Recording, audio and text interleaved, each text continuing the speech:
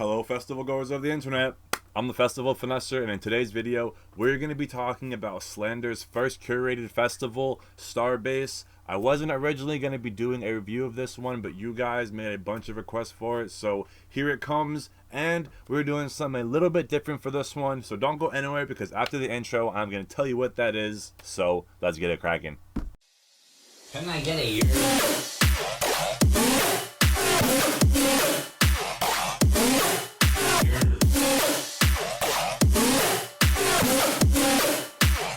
I'm the Festival Finesser. Finesse gang, can I get a year? What's good, everybody? Thank you for tuning in to another video. For those of you guys who are new here and do not know me, what's good? I'm the Festival Finesser. This is my channel, a channel that revolves around music festivals and live music going experiences with a focus and concentration on dubstep and rhythm. If you are not following me at a festival day by day, you're probably following me at a show in New York, Philadelphia, Maryland, Virginia, basically anywhere I go, you guys are coming with me. And if you're not following me at a festival or a show, you're probably sitting with me here at this desk, getting life hacks, trick tips, festival reviews, lineup reviews, EDM news, controversial debates, and any other words of advice I can give to you guys to make sure you can have the best festival going experience possible. So today we are talking about a brand new festival on the channel because it is a brand new festival that just kind of came up out of nowhere, really. Like, I feel like it was announced pretty late. Like, I'm looking at the website and there's only 80 days or so until this festival goes down. It's happening in October, so it is again a late festival to go down. It could be possibly cold, you know, early October 8th and 9th, and it is going down at the Woodlands Nature Reserve in Charleston, South Carolina. And tickets, from what I saw, are pretty expensive. I'm kind of seeing it as like the Lost Lands for melodic dub and, you know, cry banging, you know what I'm saying? Like, it definitely actually is more melodic and chill. There's just so much melodic dub and they're just putting spotlights on so many melodic artists, whether it be color bass or future bass, and a lot of vocalists and a lot of just like, you know, progressive, you know, just that kind of, you know, cry banging, heavenly, feel good, euphoric kind of stuff. A lot of the stuff I don't really like, honestly, and that's why I wasn't going to review this lineup. Even there are some heavy hitters on here. I was just looking at this lineup like, damn, bro, I do know a lot of these artists, and I do fuck with Slander, but I don't really know a lot of these artists. I just know their names, and so that's why what I mentioned in the beginning about doing something different is I actually took the time to do some research and kind of catch a vibe of all these artists real quick, just quickly going through on SoundCloud so I could, you know, properly describe rather than just being like, yeah, I know him, but I don't know much about him. And so I actually did some research, and I'm going to give you guys some comparisons, some, you know, related artists, and just the kind of vibes that I got off from listening to them for a couple of minutes or so. So, like I said, October 8th and 9th in Charleston, South Carolina, Starbase 2021, the first ever curated event by the Slander Boys. And we have Alice in Wonderland and Slander headlining. So Alice in Wonderland is going to give you a chill melodic vibe. As I said, you're going to get a lot of melodic artists on this lineup. And I actually noticed a lot of these artists have collabed. And I saw in a statement from Slander on the website that it's kind of a place for all of their friends to get together and play music for like-minded people who are into the melodic stuff. So if you're into the melodic, you know, Slander, Crybanging, Millennium, this is the festival for you. And even though I do love Slander and there are a bunch of heavy dubstep artists on this lineup, I can't really see myself going to this festival because there's just too much soft. You know, the softness and the heavy does not really even out. I definitely feel like there's more melodic than dubstep on those lineups. So let's continue. So we got Alice in Wonderland and Slender headlining, and then sub-headlining we have Big Gigantic, Nightmare, San Holo, and Subtronics. Big G is going to be bringing kind of like a feel-good funk that kind of remind me of Grizz. Nightmare is going to be bringing you some feel-good, kind of melodic, but also very heavy when he performs live. So it's going to be kind of like a Slander set, a little bit of heavy, a little bit of feel-good, and just up and downs. And then San Holo, the vibe I got from him was kind of more of a peaceful and uplifting kind of vibe. And then Subtronics is going to be bringing the heavier side of things, but also to kind of give you some Booked on Tronics kind of vibes. And then continuing down into this next tier of artists, we have Ace Aura, who kind of gave off a more future bass vibe to me, you know, melodic, future. I also was seeing color bass in a lot of the genres on SoundCloud, so he kind of falls into that melodic category, you know, for lack of a better word.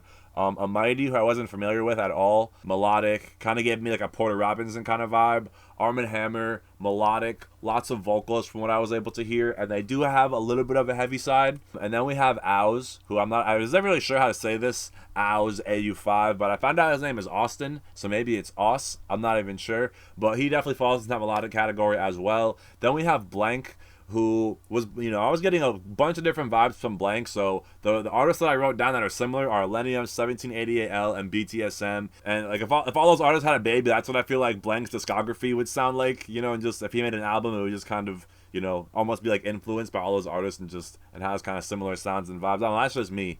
And then we have Chime, who is honestly like one of the melodic pioneers, I feel like, for me at least. Like, I feel like he's one of the first people that I really saw put melodic dubstep on the map. But he also kind of has a heavy side as well. He definitely reminds me of like a Ray Volpe kind of vibe. Like, I feel like they would kind of go hand to hand with the way they produce and the way they mix. It's very kind of like happy dubstep, almost kind of bro steppy, not like make you want to mosh, but definitely makes you want to headbang type shit, if that makes sense. But it also would kind of be like a musical roller coaster and get feelsy at times as well. And then we have the homie Control Freak on here next, and I feel like when everyone thinks of Control Freak, they think of the Larasaka song. That could be just me, but that shit is a fucking bop. But when I was doing more research on his production, he does have a lot of Disciple releases, but he also does have a lot of like future kind of sounds, like that melodic vibe. But I also saw some like house shit, so he was just kind of all over the place, and his sets are kind of all over the place. They're definitely energetic and definitely fun. I wouldn't really necessarily call him a melodic artist. I definitely feel like he falls more into the dubstep category, but it's not like your typical go hard mosh pit kind of dubstep, if that makes sense. Next up, we have Dabin, who is definitely popular amongst this melodic community. I feel like when I was listening to him, he incorporated more vocals, and he, again, definitely has more of a peaceful, melodic kind of vibe. Then we have Dylan Matthew again. He kind of reminded me of like a melodic pop artist. That voice is just so familiar. I feel like Slender made that shit famous. You would know it if you heard it, and again, I'm not into, the whole uplifty, feel-good, cry band kind of stuff, but that shit really was beautiful, honestly, listening to his voice and the way he just compose music. It was, I could definitely see that shit being on the radio.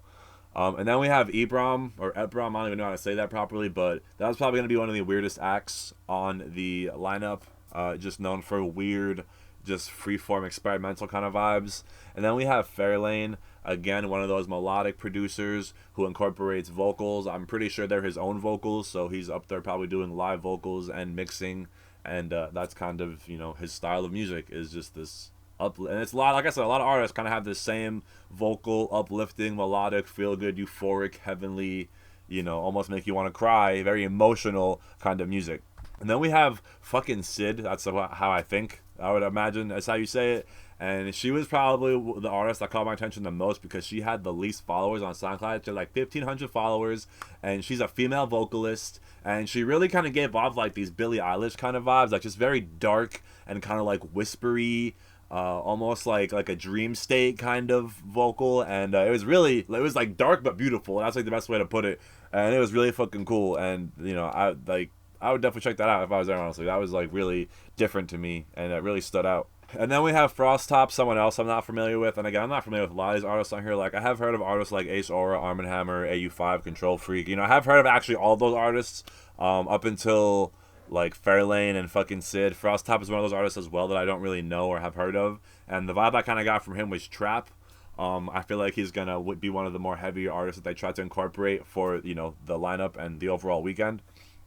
Then next up we have Jason Ross, who again is that more melodic future kind of vibe. I also saw progressive dub, progressive bass, and that kind of makes sense because when you think of someone like Hardwell or Galantis, like they were kind of in that progressive house era and vibe and genre, and that kind of makes sense. It's like they're similar, sounds and emotions being conveyed through the songs. And then we have Jaina, who is again one of these female vocalists who just incorporates her voice into the melodic dubstep and just makes really beautiful and uplifting and feel-good music. And again, a lot of this music isn't really like dancing music, and that's why I'm not really into it. It's very kind of like emotional, and like it makes you want to just like hug your girlfriend or your significant other, you know what I'm saying, and just like be all mushy and like, yeah, I don't know. I imagine a lot of like fireworks and confetti and shit. And yeah, so it's not my kind of vibe, honestly. Like, it's nice music, it's chill, it's definitely, I feel like it would be good for like cinematic stuff personally, but yeah, just not my vibe. But Company definitely is my vibe. That's going to be, again, one of the heavier acts of the weekend. I can't really see Company doing a melodic style set. I feel like everyone is going to kind of, same thing with Subtronics. Like, I feel like he's going to give you guys a heavy set, a typical Subtronics set. He might throw in some weird stuff because of the kind of festival he's playing at. Like, you got to kind of realize where you're playing at and, you know, what artists you're playing with. Like I said, it's a predominantly melodic, future bass festival, and it's going to be very emotional and not a lot of mosh pits and not a lot of heaviness and not a lot of energy. I feel like I could be wrong, you know, because obviously, you know, production is different than live, but these are the vibes I'm getting. I feel like it's going to be a very like emotional festival. I feel like there's going to be a lot of people crying in the crowd and shit. So after Company, we have Cosmos, and this is another artist that I was like, where have I been, bro? Why have I been sleeping on this dude? Because I've seen the name, but he just had some fucking heavy ass shit, bro. Like, just that would be an artist you could mosh during that weekend, because that was heavy as fuck. But I saw a whole Future Rhythm EP that he did with Halcyon and the Ulasal label, and it was just a whole Future Rhythm album EP. I don't even know, but there were some dope Future Rhythm tracks in there, so it was like a crazy mix of heavy, but he also could throw like the Future Rhythm. So like I feel like that's kind of would be, like, that's what his set would be a mix of. And then next up we have Crash, who gave me Alice in Wonderland vibes. Again, one of those female who just incorporated the vocals and the melodic, but, you know, Alice in Wonderland kind of has like a little bit of a weird, kind of like that Billie Eilish, like whisperish, just weird, dark, get in your thoughts kind of shit. And that's the vibe I got from Crash as well. And she just had vibes all over the place. It's another note that I wrote down, just all not really stuck on one genre. A lot of these other artists can kind of like pinpoint the sound and the genre, but with her, I could not. And then we have probably the heaviest, no, it definitely is the heaviest act of the whole weekend, Murata, and that just almost seems out of place, you know, like you have all of this feel-good, melodic, and then you just have Murata that's gonna just like fuck you up, you know. And same thing next, Midnight Tea, like that just seems so out of place. Then we have Newport, who is again melodic. Then we have Opiu, I think that's, I don't even know how to say that. But this kind of reminded me of like Closey mixed with Rez, maybe a little bit of Grizz. I do think the Closey and him or her had a collab. And that's just the kind of vibe I got. Just very like uplifting, but almost like a little like I don't know, like deep, you know, and kind of had like a weird, like, I don't know, Rez kind of vibe.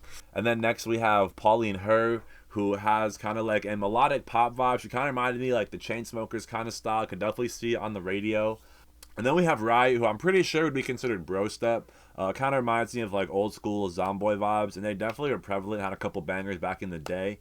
And I did see them at Electric Forest, and I do remember it kind of being bro steppy and not too melodic. So that's the kind of vibes I would imagine you'd get for that set.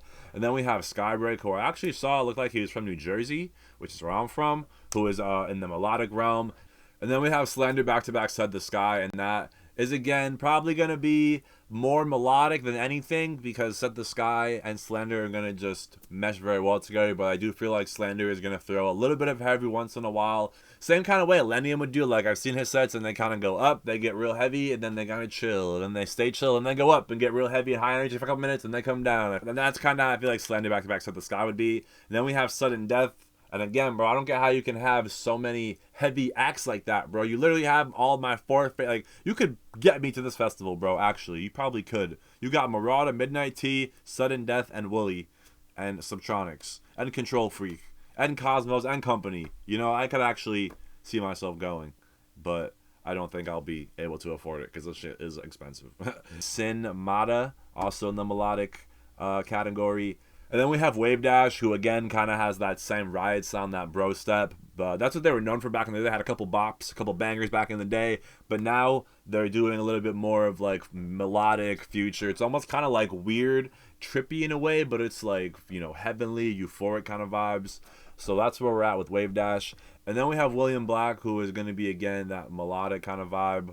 And then we have Wooly closing it off, who is known for the heavy, but I feel like could be throwing a little bit more psytrance, a little bit more melodic for this set, because he is known to produce and throw those into his sets.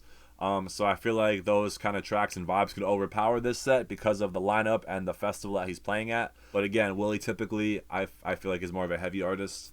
And so these were broken up alphabetically into tier. So you basically have Alice in Wonderland and Slender headlining, then Big Gigantic, Nightmare, Sand Hollow, and Subtronics sub-headlining, and then you have everybody else as kind of like tier 3, I guess. And we do have some stage takeovers from Heaven Sent and Good Vibrations. Slander definitely would, I feel like, would know how to do it right. And like I said, this is the lost lands of melodic and future bass and dubstep. So if you're into that, I would highly recommend it. This is going to be fucking crazy by the looks of it. Because I don't even know what these melodic, you know, future guys are going to be. And girls, there's a lot of females on this lineup. I don't know what they do live and how it's not. All I can kind of base them on are the songs that they've released and a couple mixes that I tried to gauge just by, you know, skimming through. But yeah, I feel like this is going to do very well. The grounds look pretty sick. And the one thing that I would want to see at a festival like this is if you are going to have some heavy artists and some melodic artists, keep all the heavy on one stage, keep all the melodic on the other stage. Good idea, bad idea. You guys let me know in the comments. Thank you guys for watching up until this point. I'm the Festival Finesser. Let me know who you guys were hyped to see at this festival, who I should think about checking out. Actually, I checked out everybody, so I kind of know who I like, but let me know who you guys were hyped to see and what you guys think about this festival. I don't follow Slander too much, honestly, but I literally saw them play at Webster Hall when there was, you know, they closed out after the headliner, you know what I'm saying? Like, they ended the night, and I was just like, yo, these guys are fucking crazy. And it's crazy to just watch them blow up and see where they're at now. So big up to the Slander boys, big up to everybody on this lineup, and big up to all of you guys for watching. I'm the Festival Finesser, and I'll see you guys for the next one. Peace out.